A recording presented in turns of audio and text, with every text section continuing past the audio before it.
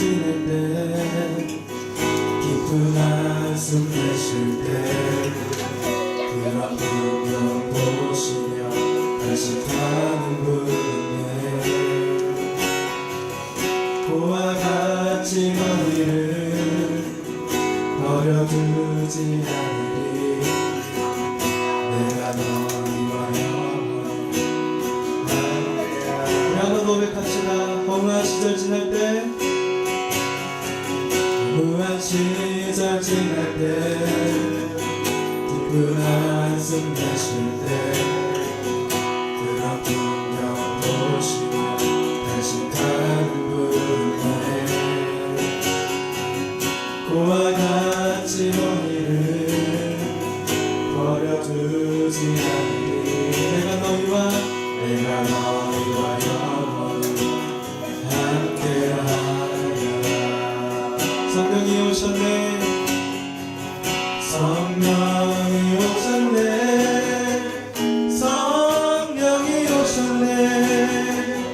내 주에 보내신 성령이 오셨네. 우리 인생 가운데 친히 찾아오셔서 그 나라 꿈꾸게 하시네. 한 번 더. 성령이 오셨네. 성령이 오셨네. 성령이 오셨네. 내 주에 보내신 성령이 오셨네. 우리 인생 가운데 친히 찾아오셔서 그 나라 꿈꾸게 하시네. 억눌린 자 갇힌 자, 억눌린 자 갇힌 자, 자유함이 없는 자, 피난처가 되시네. 성령님 계시네. 성령님 계시네. 주의 영이 계신 곳에 잠자리가 있다네. 네. 진리의 영이신 성령이 오셨네. 성령이 오셨네. 성령이 오셨네. 성령이 오셨네. 내 주에 보내신 성령이 오셨네. 우리 인생 가운데 친히 찾아오셔서 그 나라 꿈꾸게 하시네. 우리 처음부터 한 번 더. 억눌린 자 갇힌 자, 억눌린 자, 자유함이 없는 자, 피난처가 되시는 성령님 계시는 주의 영이 계신 곳에 잠자유가 있다네. 진리의 영이신 성령이 오셨네. 아멘. 성령이 오셨네. 성령이 오셨네. 성령이 오셨네. 내 주에 보내신 성령이 오셨네.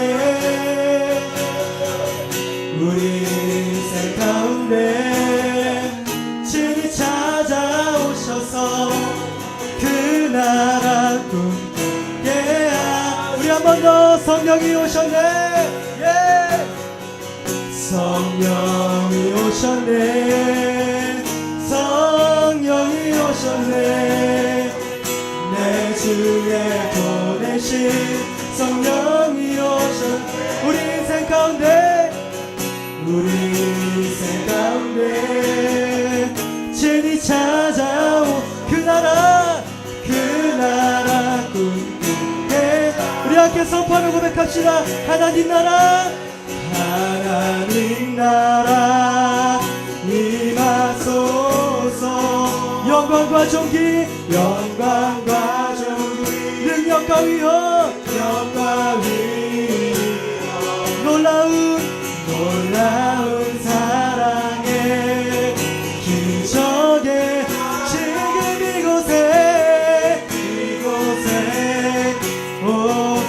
번 더 하나님 나라 임하소서. 하나님 나라 임하소서.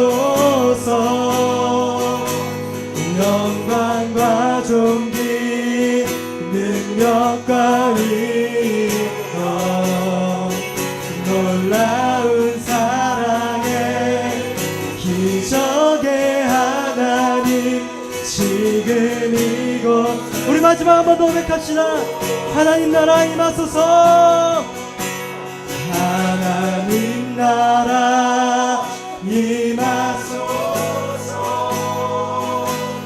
영광과 존귀 능력과 위엄 놀라운 사랑 지금 이곳에 오소서. 할렐루야. 그렇게 말씀을 찬양합니다. 네, 지옥 가는 주만 영광 받으시옵소서. 할렐루야.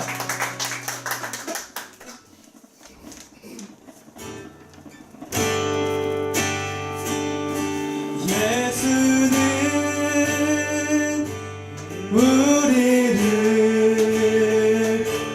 깨끗게 하시는 주시니 그의 피 우리를 눈보다 저희게 하시네. 우리 한 번 더 고백합시다. 예수는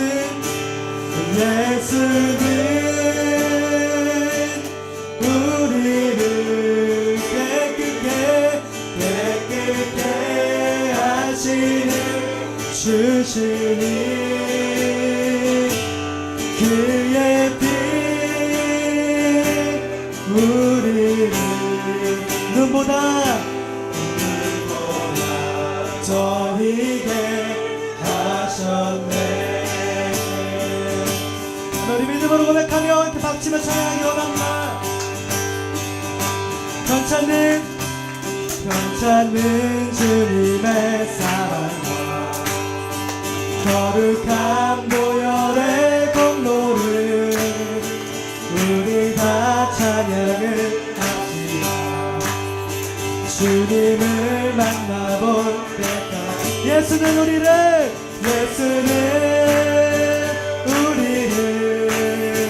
깨끗게 하시는 주시니 그의 피 우리를 우리를 깨끗게 한 피는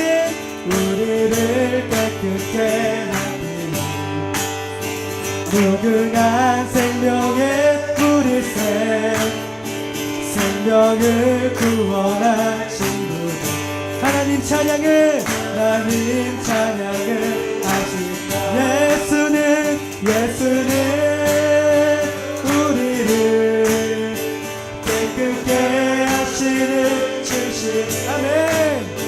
그의 피 우리를 너희에게 주님의 깨끗한 보혈을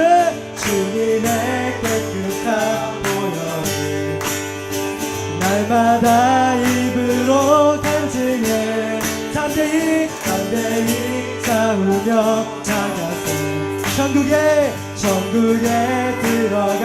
우리 사절로 고백합니다. 십자가 튼튼히 붙잡고 날마다 이기며 나가세.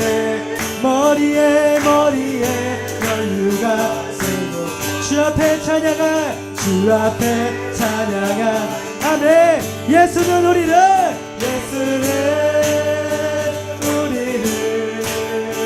깨끗게 하시는 주시니 그의 피 우리를 눈보다 너희에게 한 번 더. 예수는 우리를 깨끗게 하시는 주시니 그의 피 우리를 눈보다 너희에게. 우리 다시 한 번 더. 예수는 예수는 우리를 깨끗게 하시는 주시니 그의 피는 우리를 저리게 하셨네.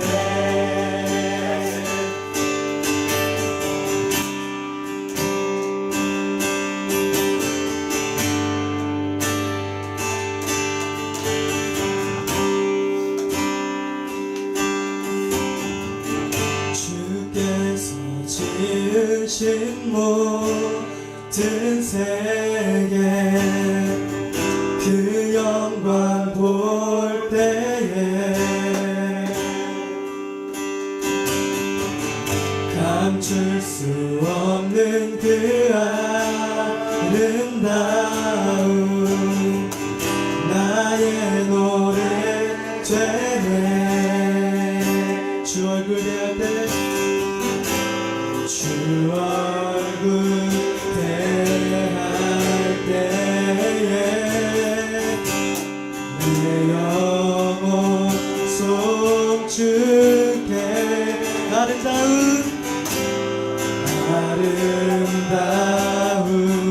그 이름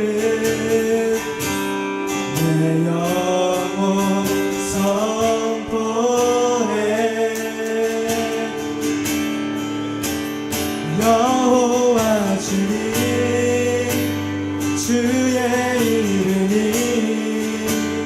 온 땅 가운데 어찌 아름다운지요. 여호와 주님 주의 이름이 온 땅 가운데 어찌 아름다운지요. 우리 처음부터 한번 고백합시다. 주께서 지으신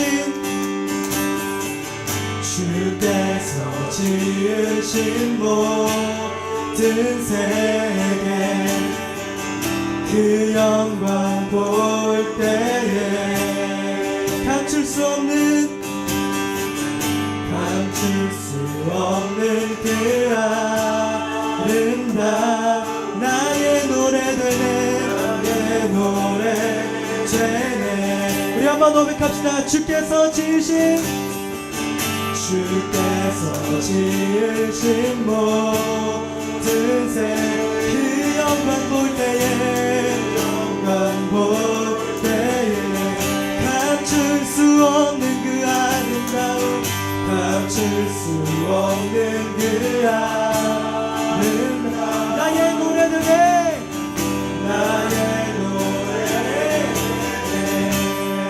주 얼굴 대할 때 주 얼굴 대할 때에 내 영혼 송축해. 아름다운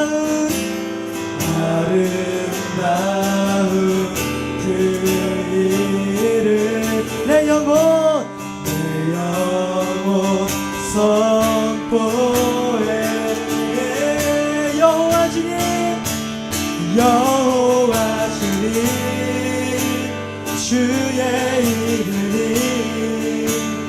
온 땅 가운데 어찌 아름다운지. 여호와 주님 아멘. 주의 이름이 온 땅 가운데 어찌 우리 한 번 더 여호와 주님 주의 온 땅 가운데 어찌 아름다. 여호와 주님 주의 이름이 온 땅 가운데 우리 한번 고백합시다. 전심으로 여호와 주님 주의 이름이 내 이름 온 땅 가운데 오직 아름다운 여호와 주님 여호와 주님 주의 이름이 여전히 이곳 가운데 이 영광 가운데 우리 마지막 한 번 더 고백합시다. 여호와 주님 여호와 주님 주의 이름이 온 땅 가운데 아름다운 여호와 주님 여호와 주님 주의 이름이 아멘 아멘 온 땅 가운데 어찌 아름다운지요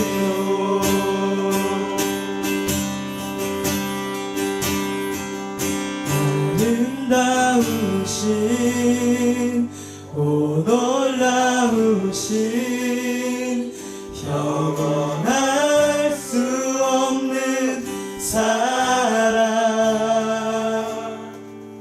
오 위대하신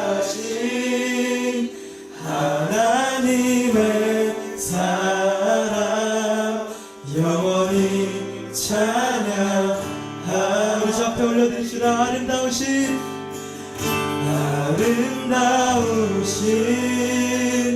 오 놀라우신 영원할 수 없는 사랑 오 위대하신 하나님의 사랑 영원히 찬양 우리 목소리로 우리 한 번 더 고백합시다. 아름다우신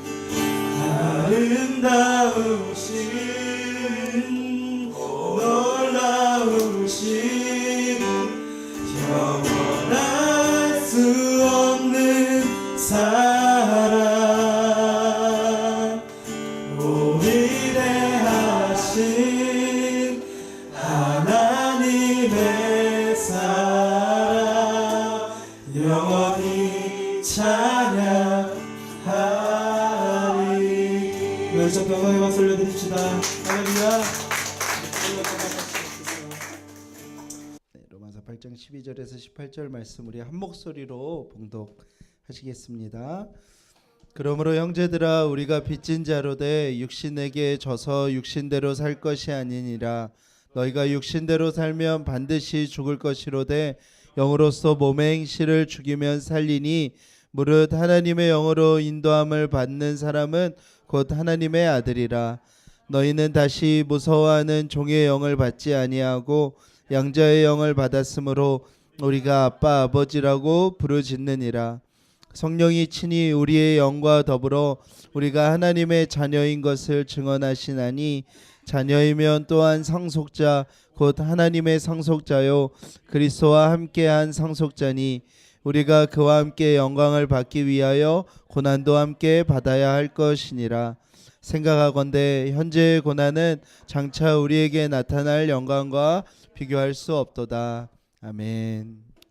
우리 옆에 분에게 따뜻하게 인사합시다. 한 주간도 수고하셨습니다. 우리 이렇게 네. 네.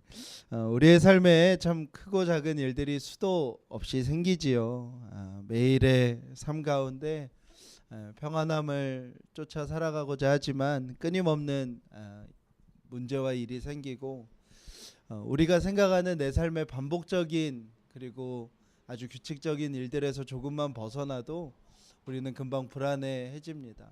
어제도 이제 11시에서 12시로 예배를 옮기고 나서 제 안에 마음을 돌아보는데 참 신기해요. 11시 예배 때 모이면은 걱정 안 해도 되고 불안하지 않아도 될 것들이 막 생각이 나고 그런 모습들을 보면서 참 사람이라는 게 연약하구나 하는 생각을 다시 한번 생각하게 되었습니다. 우리가 참 연약한 이유는 저와 여러분이 언제나 그 불안 앞에 살아가기 때문이죠. 우리가 내일을 알 수 없고 미래를 예측할 수가 없고 우리는 정직하게 사랑하는 사람을 지킬 수도 없는 존재들이고요. 우리가 어떤 것에 대하여 아무리 노력을 많이 하여도 그 노력에 합당한 보상을 받는다는 보장이 우리의 삶에 주어져 있지 않기 때문에 우리는 이 땅을 살아가면서 늘 언제나 불안 가운데 살아가지요. 또 세상이 발전하면 발전할수록 편해지는 것들이 많지만 그만큼 더 언제 무엇이 없어질지 모르고 언제 무엇이 사라질지 모르는 그런 세상 속에 우리가 살아가게 됩니다. 더욱 편리한 삶을 살아가지만 더 불안한 삶을 살아가는 게 우리의 삶이죠. 그래서 많은 사람들이 더욱 궁금해하는 게 미래인 것 같아요. 요새는 미래학자 이런 학문도 있고 예전에는 미래를 알아보기 위하여 뭐 점도 보고 이런 모습들이 참 많았죠. 요즘도 참 종교성 없어 보이는 젊은이들이 모이는 어떤 홍대나 이런 데 가보면 그냥 길거리마다 수많은 타로점들 같은 미래에 대한 궁금함들을 해결하고 싶은 모습들을 보게 됩니다. 그 모든 이유가 다 불안하기 때문이죠. 종교들을 봐도 모든 종교는 결국에 삶에서 나오는 불안과 고통에 대한 답을 얻기 위하여 존재를 하는 것인데 인간이 아무리 스스로 잘났다고 생각하여도 내 삶에 닥치는 고통의 문제에 대해서 내가 답을 내릴 수 없기 때문에 사람들은 종교를 찾게 되죠. 그렇기 때문에 모든 종교는 다 무엇을 얘기하냐면 사후의 세계에 대해서 이야기를 합니다. 사후에 각 종교가 말하는 하늘나라 천국의 모습이 있고 어떤 종교는 윤회를 한다고도 이야기하죠. 그 이야기들이 나오는 것도 다 똑같습니다. 현재의 삶이 너무 고통스러우니까 현재의 삶에 매일의 불안함을 반복하는 게 힘드니까 아주 먼 미래에 우리가 죽고 나면 이런 일이 펼쳐질 거야 라고 이야기를 하면 사람들이 거기에서 안도하기 때문에 그렇죠. 불안과 고통에 대해서 먼 미래로서 이야기하는 것이 사후세계라면 우리의 삶 속에서 가까운 미래에서 이야기하는 것은 운명론 같은 것입니다. 내 삶에 일어나는 불안과 고통에 대하여 간단하게 우리의 삶이 원래 그렇게 정해져 있다라고 이야기하면 속이 편하거든요. 팔자와 업보에 대해서 들어보셨죠? 제가 찾아봤는데 팔자는 한 사람의 한평생의 운수. 우리 그 사주 철학에서 사주 팔자 따라서 사람의 삶이 결정된다고 해서 팔자라고 이야기를 한대요. 그러니까 우리는 그렇게 생각하는 거예요. 인생의 어떤 문제 앞에 이 문제가 왜 나한테 닥쳤지? 너무 답하기가 어려운데 쉽게 말할 수 있는 거죠. 그게 네 팔자야 이러면은 그렇구나 하고 정리해 버리는 거죠. 또 업보라는 말도 우리 문화에서 우리 생활에서는 많이 하죠. 이거는 전생에 내가 지은 죄에 대한 결과라는 뜻인데요. 내가 전에 이런 죄를 짓기에 혹은 우리 조상이 이런 죄를 지었기에 내가 그냥 이렇게 된 거야 라고 생각해 버리면 마음이 편안해지는 거예요. 그렇기 때문에 우리가 끊임없이 우리의 종교성 안에서 불안함을 내 말로 어떻게든 정리하고 싶어서 이런 이야기들이 끊임없이 나오는 것이죠. 그러면은 우리의 관심이 뭐가 되겠어요? 내가 더 나은 운명을 선택할 다음의 선택이 중요해지는 거예요. 이 불안함의 모든 것이 다 운명으로 정해져 있다면 이 삶의 불안함과 어려움이 해결되어지는 유일한 방법은 뭐냐면 내가 다음에 선택하는 걸 잘하는 거예요. 다음에 선택할 직업, 다음에 선택할 학교, 다음에 만날 사람을 선택을 잘하면 내 삶이 확 펴지고 문제가 사라진다. 우리가 이렇게 생각을 하게 되는 거죠. 그래서 모든 종교에서는 다 어떤 모습이 있냐면 예언하는 모습들이 있어요. 미래의 일을 이야기하는 모습이죠. 그러려면 한 가지가 정해져 있어야 되는 거예요. 누군가가 내 삶에 대해서 내 삶의 미래에 대해서 이야기하려면 한 가지 아주 중요한 전제가 있어야 되는데 그게 뭐예요? 내 삶이 다 정해져 있어야 되는 거죠.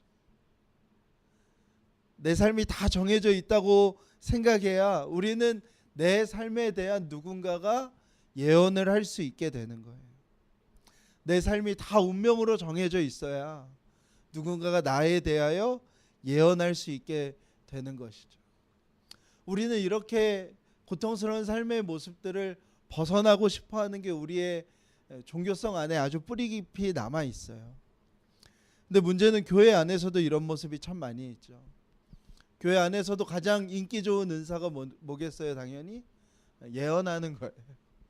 그래서 무슨 문제가 생겼을 때 기도해주고 막 별의별 말이 진짜 다 나와요. 막 너희 부모의 죄 때문이야. 뭐 조금 더 하면 전생의 죄까지도 얘기할 것 같은 막 이런 얘기들이 이제 막 나오지요. 그리고 그 미래에 대해서 마치 다 정해진 미래를 사는 것처럼 이야기해요. 너 누구 만나면 잘 될 거야. 뭐 하면 잘 될 거야. 그게 우리 인간 안에 있는 가장 큰 궁금함이기 때문이에요.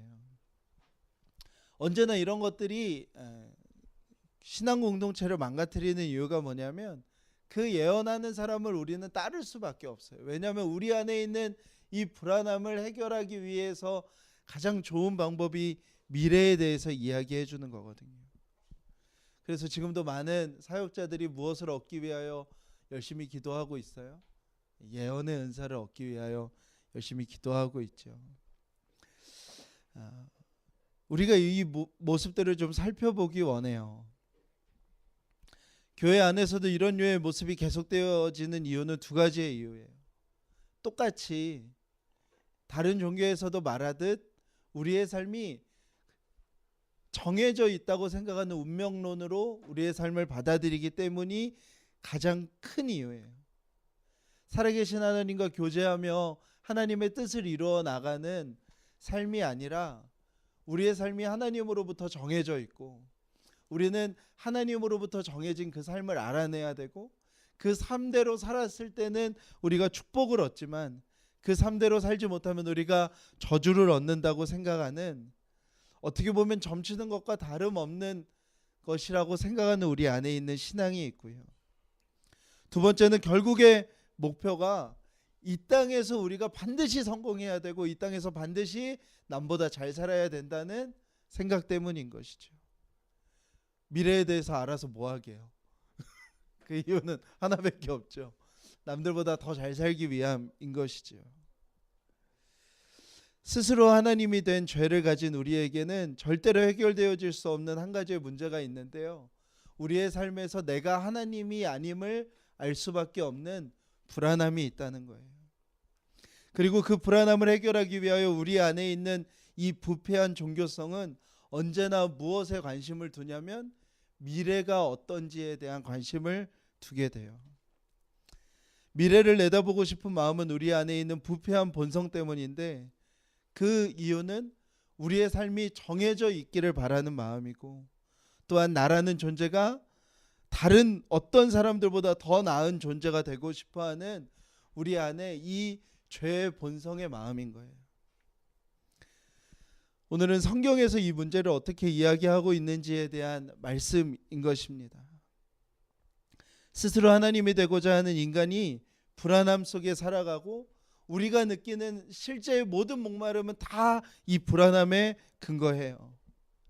그런데 성경은 우리의 삶이 정해져 있어서 우리의 삶의 다음을 알아야 하는 존재라고 말하는 것이 아니라 우리에게 정말 필요한 한 가지를 오늘 이야기를 하고 있어요. 스스로 하나님이 된 그 죄악에서 벗어난 사람, 이제 성령이 마음에 오셔서 하나님의 백성이 된 사람이 가져야 되는 구원받은 이후의 삶의 태도에 대해서 이야기하는데요. 그것은 뭐냐면 우리가 정해진 운명을 정확하게 알고 빈틈없이 선택하여 성공하는 삶을 사는 것이 아니라 너무나 간단하게 이야기하는데 14절에 있어요. 우리 한번 14절을 읽어볼까요? 함께 읽겠습니다. 시작. 무릇 하나님의 영으로 인도함을 받는 사람은 곧 하나님의 아들이라. 아멘. 구원받은 이후에 우리의 삶에 대해서, 하나님의 백성으로서의 우리의 삶에 대해서 성경은 이 사실 한 가지를 우리에게 알려주는 거예요. 이제 우리는 어떻게 사는 거냐면 우리 안에 오신 성령의 인도하심을 따라 살아가는 거예요.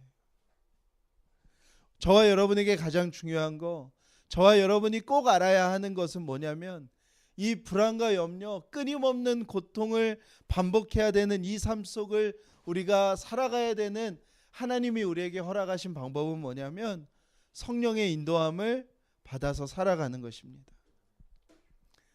그런데 문제는 우리는 이 성령의 인도하심에 대해서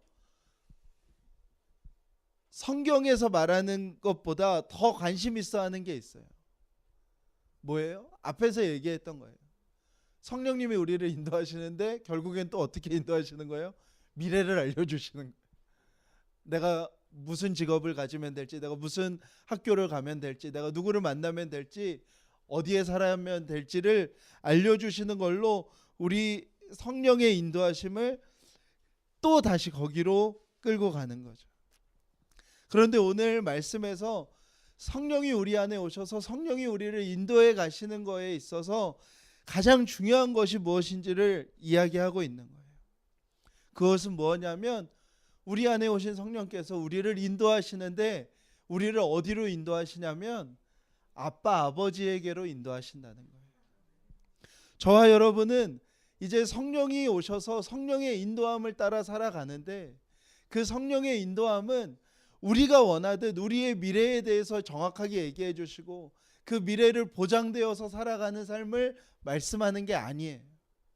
우리 안에 오신 성령이 우리를 인도해 가시는 모든 길은 한 곳이에요. 그곳이 어디냐면 우리를 아빠 아버지에게로 인도해 가시는 거예요. 지난주에 우리가 새로운 시대를 살아가는 사람이 되었음을 나누었어요. 구약의 시대에는 하나님의 율법을 지키는 자들이 하나님의 백성이었는데 이제 하나님의 새로운 의가 선언되어지고 나서의 하나님의 백성은 마음에 성령이 오신 사람이에요.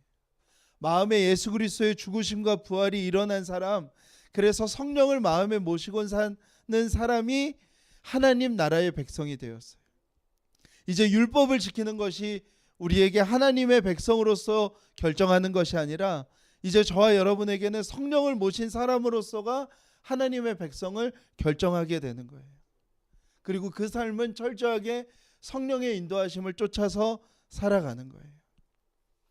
우리 안에 오신 성령은 우리에게 어떤 미래, 어떤 과정, 어떤 다음에 뭔가를 선택하면 우리의 삶이 확 풀린다 이런 거를 말씀하시는 분이 아니라 우리에게 오신 성령님은 하나님과 원수되었던 우리를 다시 하나님께로 이끌어가면서 그 하나님을 친밀하게 부르게끔 아빠라고 부르게끔 우리를 인도하시는 분이 성령이시라는 거예요. 저와 여러분 가운데 저와 여러분이 하나님의 백성이라면 우리의 삶 속에 그 성령의 일하심을 경험할 수밖에 없는 거예요. 모든 일을 통하여서요. 하나님께서 이스라엘 민족을 출애굽시키시죠. 출애굽한 백성은 홍해를 넘자마자 놀랍게도 불평해요. 그들은 왜 그러겠어요? 그들은 홍해를 넘자마자 뭔가 새로운 세상이 펼쳐질 거라고 생각했을 거예요.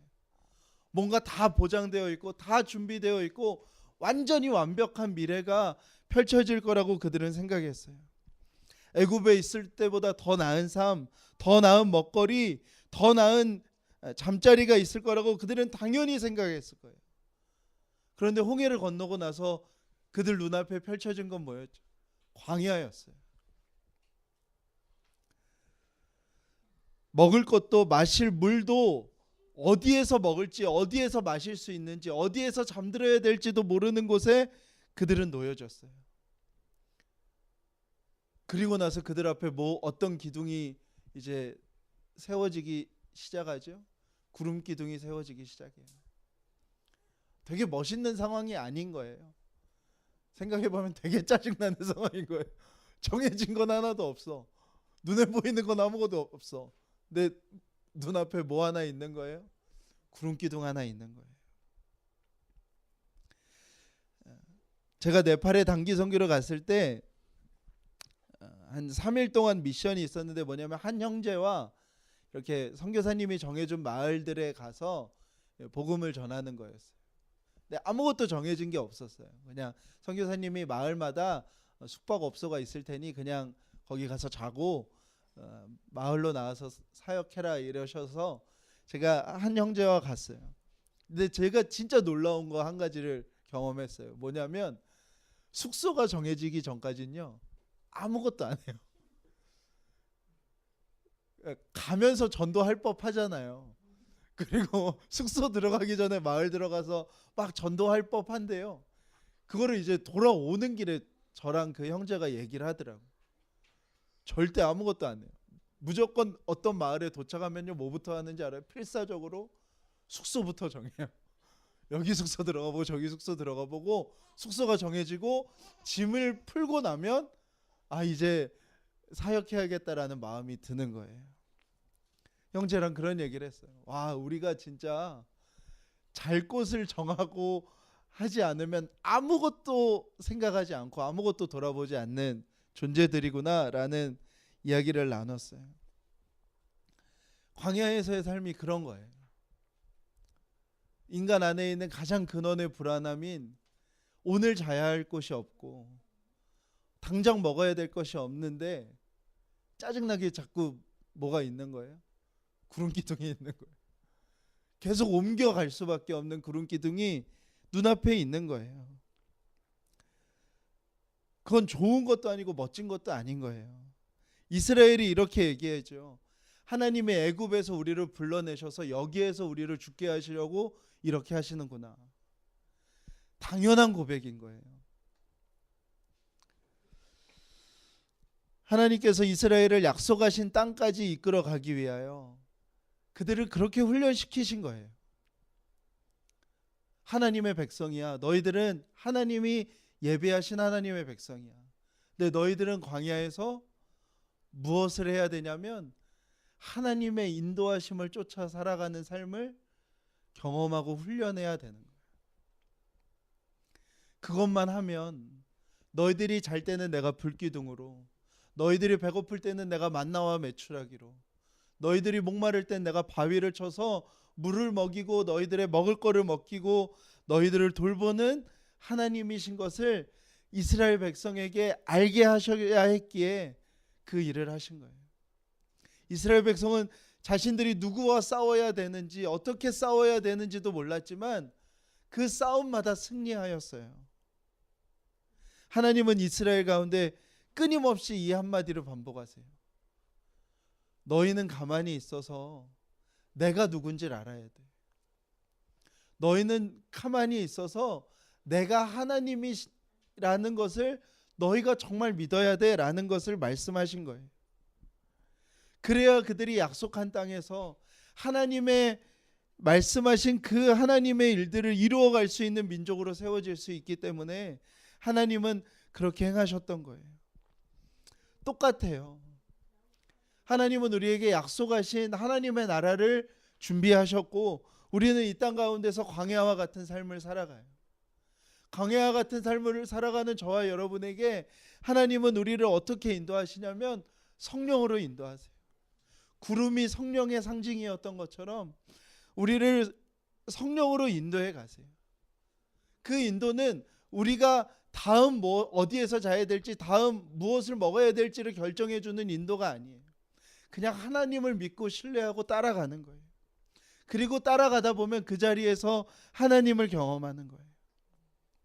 아, 하나님이 참 하나님이시구나, 하나님이 살아계시구나 라는 것을 경험하는 거예요.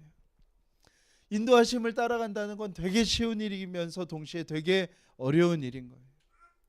왜냐하면 우리 안에는 내가 생각하는, 내가 좋아하고 싫어하는 것이 너무나 분명하기 때문이에요. 내가 축복이라고 생각하는 모습이 우리는 다 정해져 있고요. 내가 생각하는 저주라는 모습이 다 정해져 있어요. 내가 성공이라고 생각하는 기준들이 우리는 다 정해져 있고요.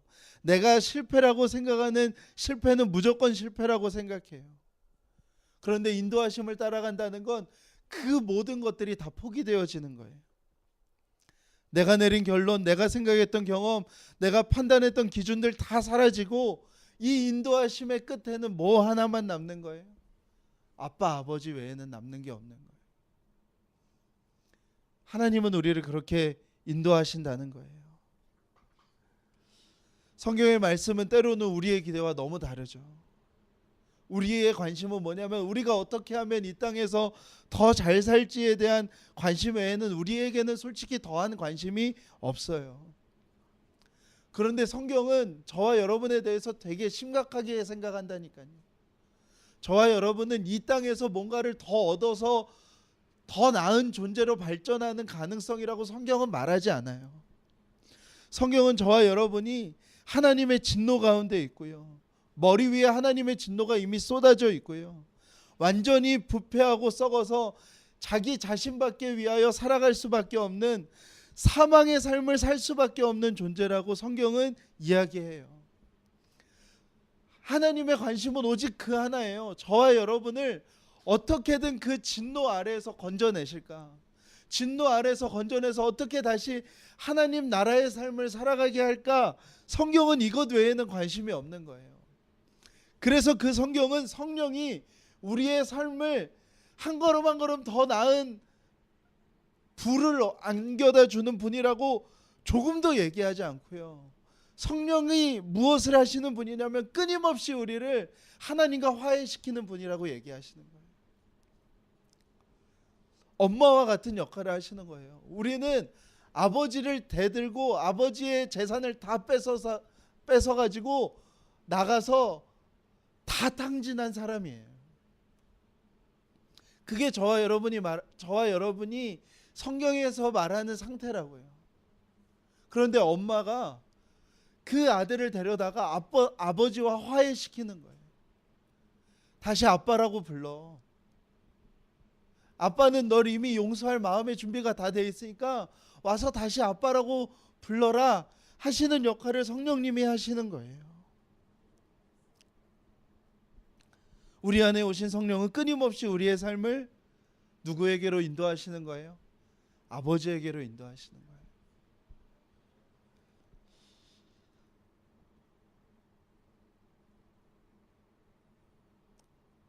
성령을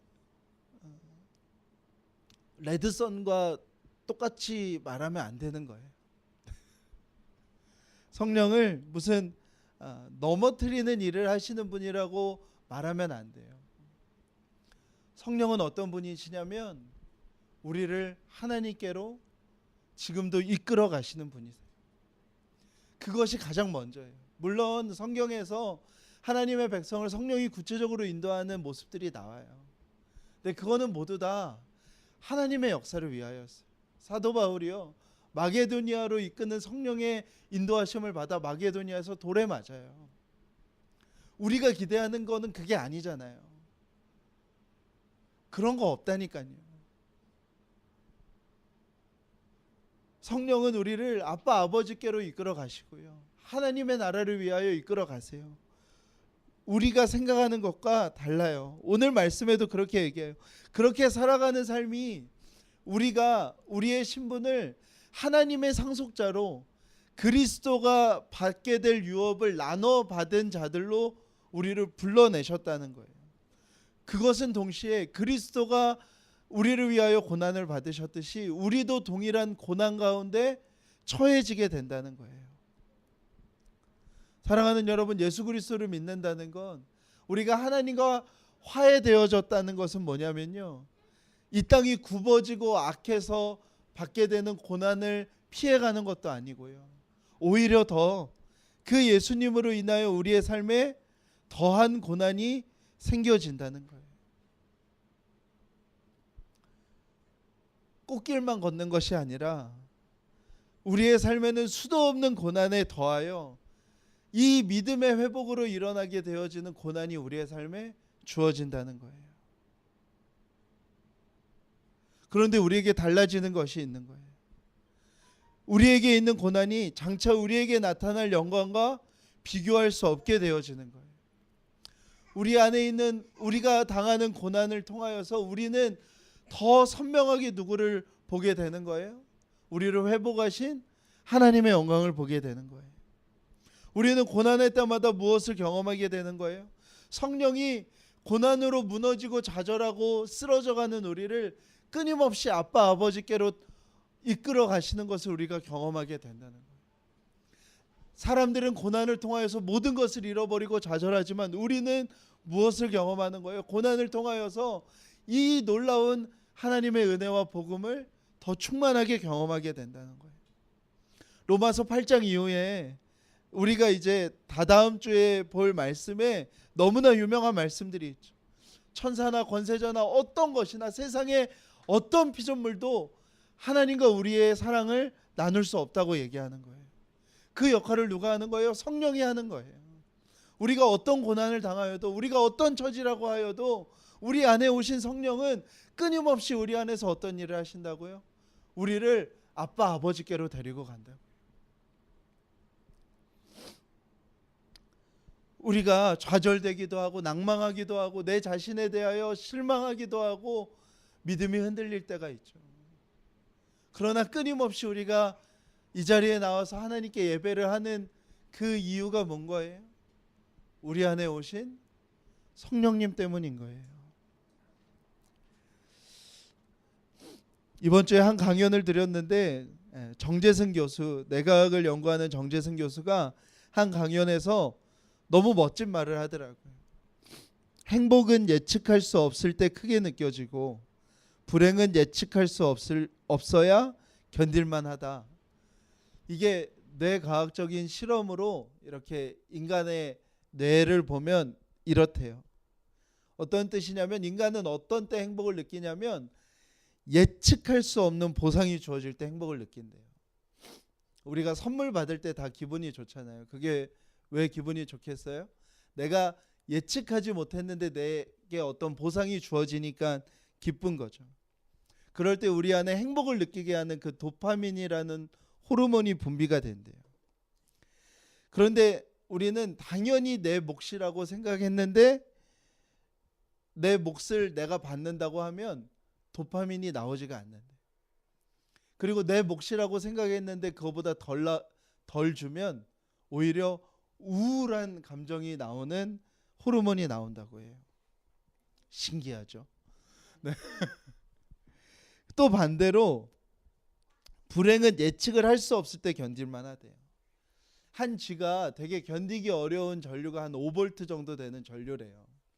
근데 한 쥐한테 5V 전류를 주는 것보다 더 고통스러운 뇌의 모습이 뭐냐면 한 2V의 전류를 아주 주기적으로 동일한 시간에 주는 거래요. 한 번에 아주 큰 고통보다 내가 지금 겪은 고통이 조금 후에 똑같이 반복된다는 것이 생각되어질 때 사람이 훨씬 더 큰 고통을 느낀다는 거예요.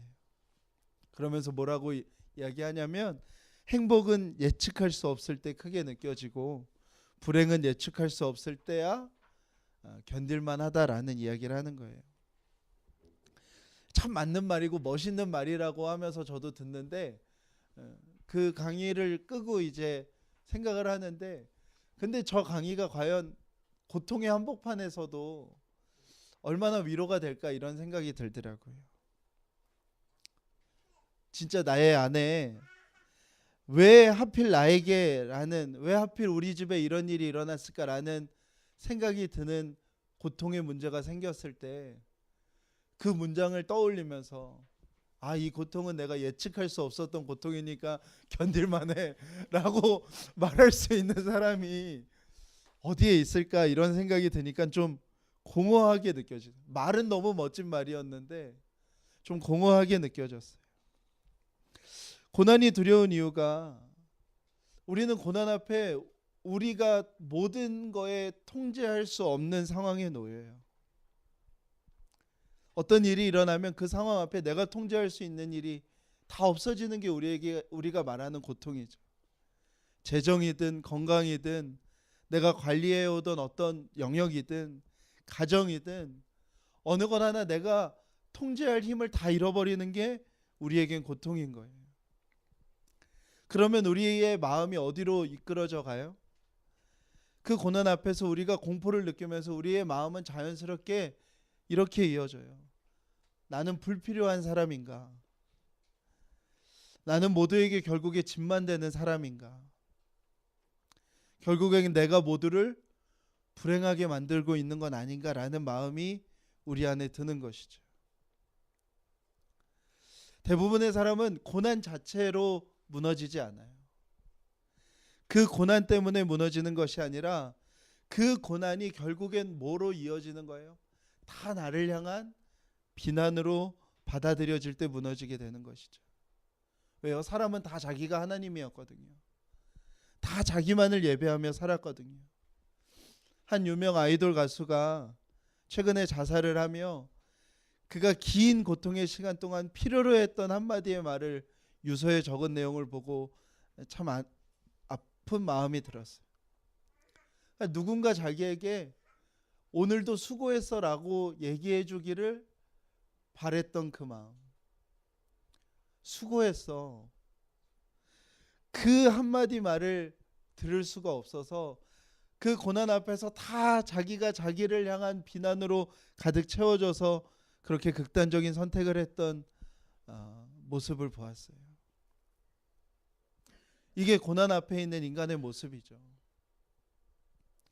나 스스로 나에 대하여 온갖 비난을 할 때 한마디도 들리지 않는 나를 향한 그 따뜻한 한마디가 없어지기에 살 수 없는 것이죠. 그런데 우리 안에는 놀라운 일이 일어난 거예요. 살아계신 성령님이 우리 안에 계시면서 우리의 삶에 놓인 고난 때에 우리에게 역사하셔서 우리를 이끌어 가신다는 거예요. 하나님에게로. 저와 여러분이 하나님의 자녀인 것을 기억하도록, 하나님이 자신의 가장 값진 것으로 우리를 바꾸신 존재인 것을 기억하도록 우리를 끊임없이 하나님에게로 이끌어 가신다는 거예요. 사랑하는 여러분, 우리는 다음에 뭘 해야 될지, 어느 학교 가야 될지, 누구 만나야 할지, 그걸로 우리의 삶을 성공적으로 살아갈 수 있는 존재가 아닌 거예요. 우리의 삶에 진짜 중요한 것은 저와 여러분이 성령의 인도하심을 받아 우리의 삶에 매일매일 그 성령님이 우리 안에서 역사하셔서 우리를 아빠 아버지에게로 우리를 이끌어 가시는가, 우리의 삶에 그것이 경험되어지고 있는가가 중요한 것이죠. 다윗은 구약의 시대에 이 복음의 온전한 은혜를 누렸던 사람이에요. 다윗의 삶을 한번 생각해 보세요. 어느 날 목동이었다가 어느 날 갑자기 왕이 되었어요. 그때부터 사울이 자기를 죽이려고 괴롭혔어요. 자기를 도왔던 제사장 한 가문이 다 죽임을 당하기도 했어요. 다윗은 스스로 미친 척하면서 자신이 다윗이 아니라고 말하면서 다녔던 사람이기도 했어요. 하나님의 뜻을 따라서 순종하여 나아갔는데 결과적으로 다윗에게 주어진 삶은 고난뿐이었어요. 자기를 위하여 헌신했던 자들의 죽음뿐이었어요. 그때 다윗이 우리가 어떤 고백을 했는지 우리가 함께 읽고 우리가 오늘 말씀을 마쳤으면 좋겠습니다. 우리 시편 23편인데요.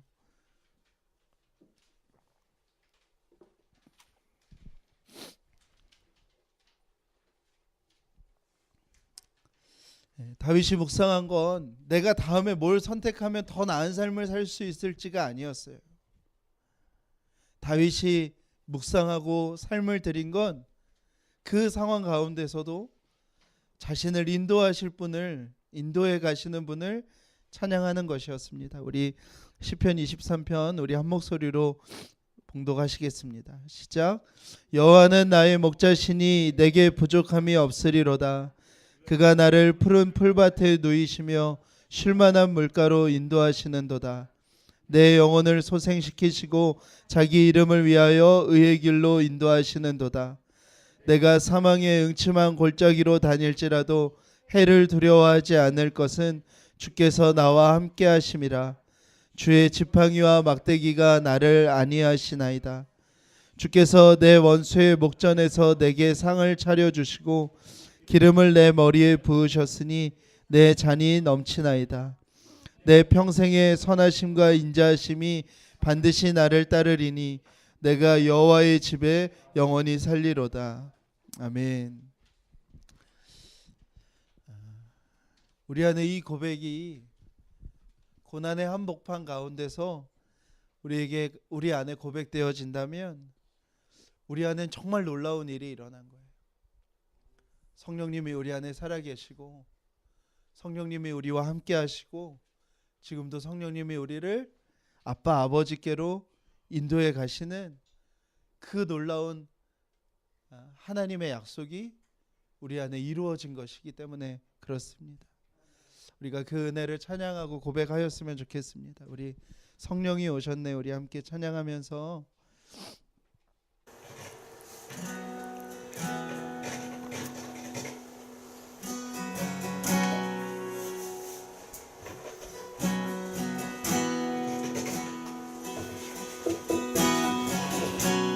시절 지날 때 깊은 한숨 내쉴 때 그 아픔 오시며 간직하는 은혜 그와 같이 너희를 버려두지 않으리 내가 너희와 영원히 함께하라. 허무한 시절 지날 때 허무한 시절 지날 때 깊은 한숨 내쉴 때 그런 풍경 보시며 간직하는 은혜 그와 같이 너희를 버려두지 않으리 내가 너희와 영원히 함께하라.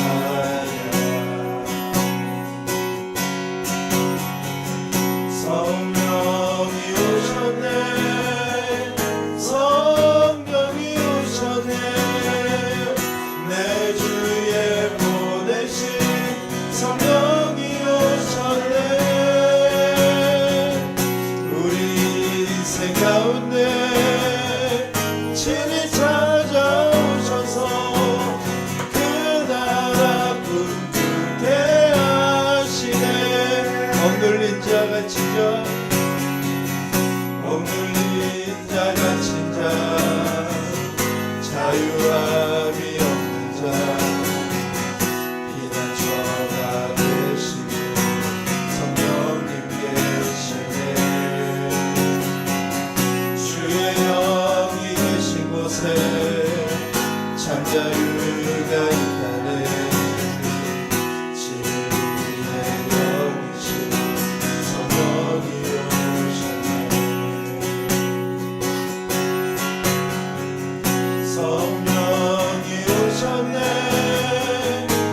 성령이 오셨네 내 주에 보내신 성령이 오셨네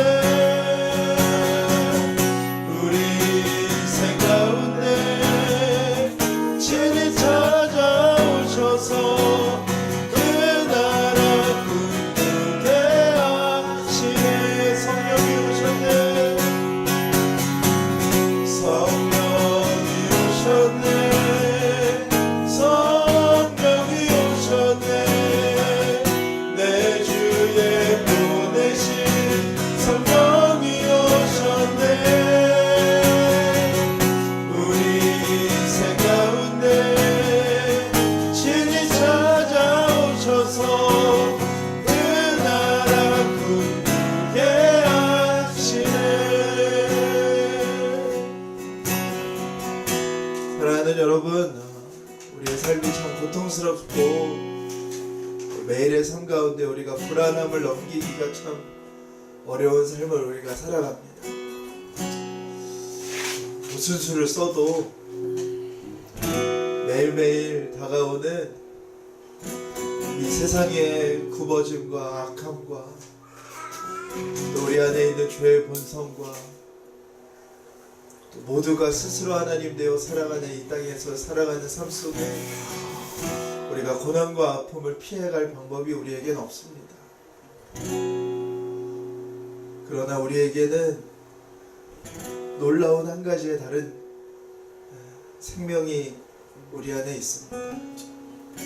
성령이 우리 안에 살아계시고 성령이 우리와 함께 하십니다. 우리는 때로 불안함에 하나님께 나아갈 힘조차 잃어버릴 때가 수도 없이 많이 있지만 우리 안에 살아계시는 성령님은 끊임없이 우리를 우리 아빠 아버지에게로 이끌어 가시는,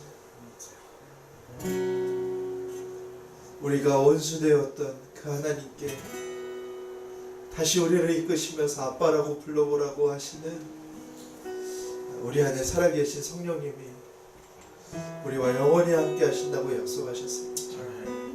그래서 사도 바울은 로마서 말씀에 이렇게 얘기합니다. 누가 우리를 그리스도의 사랑에서 끊으리요? 환난이나 공고나 박해나 기근이나 적신이나 위험이나 칼이랴. 기록된 바 우리가 종일 주를 위하여 죽임을 당하게 되며 도살당한 양같이 여김을 받았나이다 함과 같으니라. 그러나 이 모든 일에 우리를 사랑하시는 이로 말미암아 우리가 넉넉히 이기느니라. 내가 확신하노니 사망이나 생명이나 천사자들이나 권세자들이나 현재일이나 장래일이나 능력이나 높음이나 기쁨이나 다른 어떤 피조물이라도 우리를 우리 주 그리스도 예수 안에 있는 하나님의 사랑에서 끊을 수 없으리라. 성령이 우리 안에 오셨기에, 성령이 지금도 우리 안에서 역사하시기에, 성령이 우리 안에서 지금도 하나님을 아빠 아버지로 고백하게 하시기에 우리는 이 말씀을 아멘으로 받을 수 있는 것입니다. 사랑하는 여러분, 우리가 그것을 위하여 기도합시다. 하나님, 우리의 삶 속에 수도 없는 고난과 아픔과 낭만과 좌절과 불안이 있지만 하나님, 우리는 성령의 인도하심만을 쫓아 살아가겠습니다. 성령의 인도하심만을 쫓아 주님 앞에 나아가겠습니다.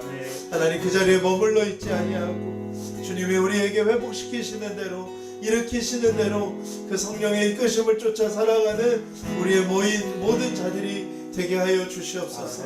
우리 함께 소리내어 기도하며 나아가시겠습니다. 하나님 아버지, 감사합니다. 하나님 아버지, 정말로 주님 역사하여 주시옵소서. 하나님 아버지, 정말 일하여 주시옵소서. 하나님 우리 안에 아버지, 정말 주님 하나님 아버지, 정말 충만하게 드릴 수 있도록 주님을 인도하여 주시기 원합니다. 하나님 아버지, 정말로 주님을 하여 주시옵소서. 하나님 아버지, 정말로 주님을 역사하여 주시옵소서. 하나님 아버지, 정말 매일 만나는 고통과 불안과 염려와 두려움과 하나님 아버지, 정말 이 아픔 속에서도 하나님 우리가 정말로 주님으로 인하여 아버지 정말 또 하나님께로 나아갈 수 있도록 아버지 인도하여 주시옵소서. 우리 안에 오신 성령으로 인하여, 우리 안에 오신 성령으로 인하여, 우리 안에 무엇이나 성령으로 인하여 하나님 우리가 여전히 하나님을 아빠 아버지로 고백하며, 우리가 여전히 하나님을 아빠 아버지로 찬양하며, 우리가 여전히 하나님을 아빠 아버지라고 노래하며 하나님 우리가 주님 앞에 나갈 수 있으니 하나님 아버지로 말씀하고 하나님 우리가 설 수 있도록, 하나님 아버지 우리가 설 수 있도록 하나님 아버지 인도하여 주옵소서. 어떤 고난과 어떤 아픔과 하나님 어떤 두려움이 우리에게 있다, 어떤 좌절과 어떤 낭만과 어떤 현실과 어떤 장애와 어떤 미래를 대한 두려움과 하나님 이것을 있더라도 하나님 아버지로 말씀하옵소서. 하나님 아버지로 말 그 성령의 인도하심을 쫓아, 그 성령의 인도하심을 쫓아, 하나님 그 성령의 인도하심을 쫓아 하나님 아버지로 말 우리가 나아갈 수 있도록, 우리가 나아갈 수 있도록, 하나님 우리가 나아갈 수 있도록, 아버지로 말 우리가 주 앞에 설 수 있도록, 하나님 우리가 주님께로 나아갈 수 있도록, 하나님 아버지로 말 우리가 주님 앞에 아버지로 말 구하고 설 수 있도록 하나님 아버지로 말 주님을 나아갈 수 있옵소서. 우리 안에 성령이 오셨음을, 우리 안에 성령이 오셨음을, 우리 안에 성령이 임하셨음을, 우리 안에 성령이 임하였음을 하나님 아버지로 말 우리가 노래하고 기뻐할 수 있도록 인도하여 주시옵소서. 하나님 어떠한 고난 속에서도, 하나님 어떠한 아픔 속에서도, 하나님 어떠한 삶의 아픔 속에서도 우리 우리한테 일하시고 역사하시는 그 성령의 역사를 하나님 아버지가 우리가 믿음으로 바라보며 아버지가 나아갈 수 있도록 하나님 아버지가 도와주시기로 원합니다. 주님 찬양합니다. 아버지 도와주시옵소서.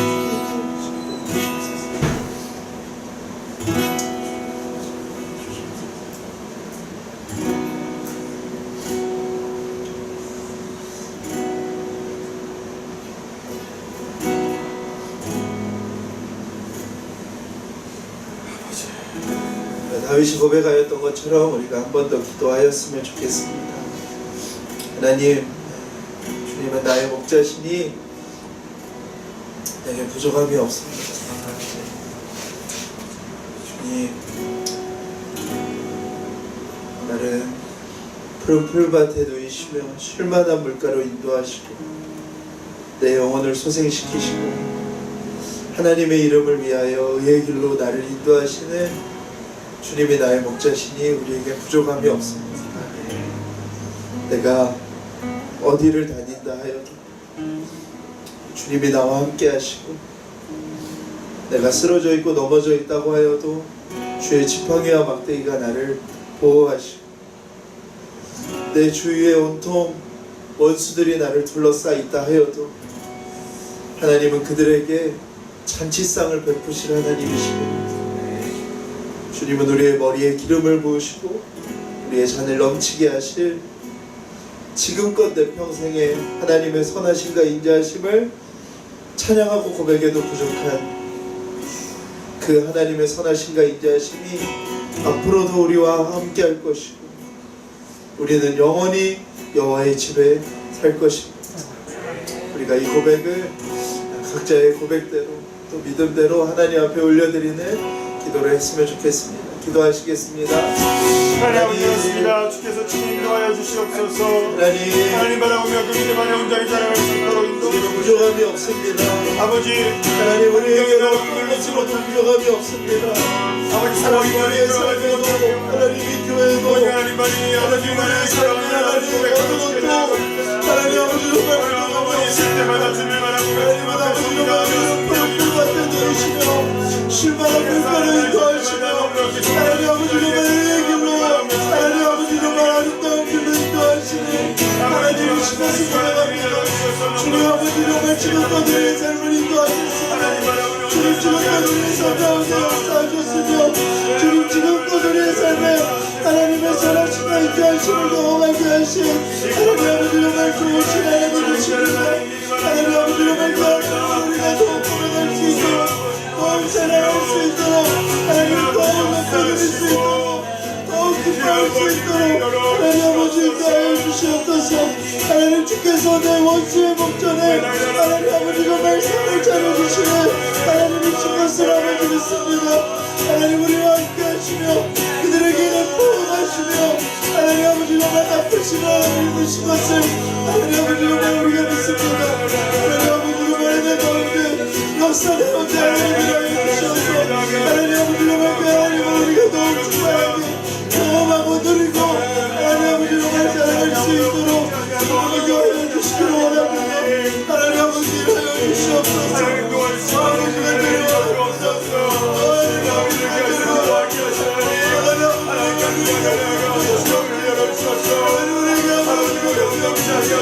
하나님 우리에게 어떤 것도 부족함이 없으시고 하나님 우리의 삶에 내려오시고 아름다우신 주님을 찬양합니다.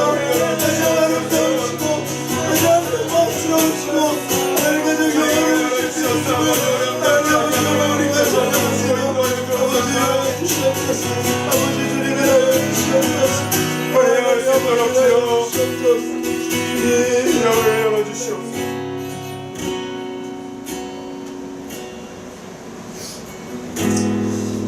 하나님 우리는 모두 다 연약합니다. 하나님 우리의 매일의 삶에 작은 문제와 고통 가운데서도 신음하고 두려워하고 어찌할 줄 모르는 하나님 저희는 다 연약한 존재들입니다. 하나님 우리의 힘으로는 조금도 그 두려움과 불안을 밀어낼 수도 해결할 수도 없는 존재들입니다. 주님, 이 땅은 또 얼마나 굽어져 있는지, 매일의 삶에 수도 없는 악과 스스로 하나님 되어 살아가는 삶의 모습들을 곁에서 지켜봐야 되는 그 삶의 무게와 우리가 원치 않아도 당하게 되는 수도 없는 사고와 같은 일들이 우리의 삶에 수도 없이 일어나는 하나님 그 삶을 우리는 살아갑니다. 그러나 주님 우리를 고아처럼 버려두지 않으시고 우리에게 찾아오셔서 우리와 영원히 함께 하시고 우리 안에서 끊임없이 우리를 아빠 아버지께로 이끌어 가신 그 성령의 역사를 우리가 더욱 신뢰하며 바라보기 원합니다.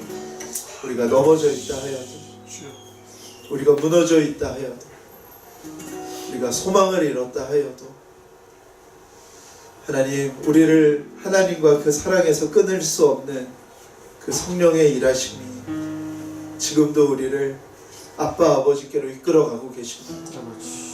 하나님을 아빠라 부르는 그 자리로, 하나님과 원수되었던 우리가 절대로 얘기할 수 없었던 그 고백을 하는 자리로 지금도 여전히 이끌어가고 계심을 하나님 우리가 온전히 믿고 신뢰하게 하여 주시옵소서. 여전한 그 죄와 악의 이 땅을 살아가지만 우리가 혼자 살아가는 것이 아니라 성령과 함께 살아가며 또 성령으로 맺어주신 하나님 귀한 믿음의 사람들과 함께 살아가는 것임을 기억하게 하여 주시고, 우리 사랑하는 교우들 한 명 한 명 위에 하나님 그 놀라운 은혜를 발견하고 누리며 살아갈 수 있도록 하나님 역사하여 주시기를 원합니다. 하나님, 주님 앞에 나오며 귀한 예물 드린 손길들이 있습니다. 그 손길들마다 하나님 축복하여 주시고 그 손길들을 통하여서 하나님의 나라가 더욱 풍성하고 아름답게 세워져 가게 하여 주시옵소서. 주님, 주의 몸된 교회를 축복하여 주시고 하나님 이 교회를 통하여서 하나님 이 시대의 많은 자들에게 위로가 되게 하시고 또 하나님의 놀라운 일하심을 경험하게 되어지는 하나님 주의 교회 되게 하여 주시옵소서. 하나님 우리 교우들 중에 또 아픔으로 인하여, 자녀의 아픔으로 인하여, 또 사역으로 인하여, 가족의 행사로 인하여 함께하지 못한 지체들이 있습니다. 하나님 그들을 돌봐주시고 그들의 마음과 심령마다 성령님의 놀라운 은혜와 증거로서 역사하여 주시기 원하며, 특별히 질병 가운데 있는 자들, 또 우리 사랑하는 교우의 가족들의 질병 위에 주의 피 묻은 손으로 하나님 이 시간 깊이 만지시고 치료하시고 회복하여 주시기를 원합니다. 하나님 이 땅에 많은 소외된 자들, 아픔 가운데 있는 자들, 하나님 눈물 가운데 있는 자들을 위로하여 주시고 하나님의 사람들이 일어나 그들의 눈물을 닦아줄 수 있는 아름다운 발걸음으로 그들이 설 수 있는 은혜를 허락하여 주시기를 원합니다. 하나님 선교지에서 핍박받는 나라와 민족 가운데서 두세 사람이 모여 예배하는 모든 예배의 처소마다 하나님 놀라운 임재와 능력으로 함께하여 주시옵소서. 이제는 우리 주 예수 그리스도의 은혜와 아버지 하나님의 놀라우신 사랑하심과 성령님의 감화 교통하심이 이 자리에 있는 자들 위해 지금부터 영원토록 함께 하시기를 간절히 축원하옵나이다. 아멘.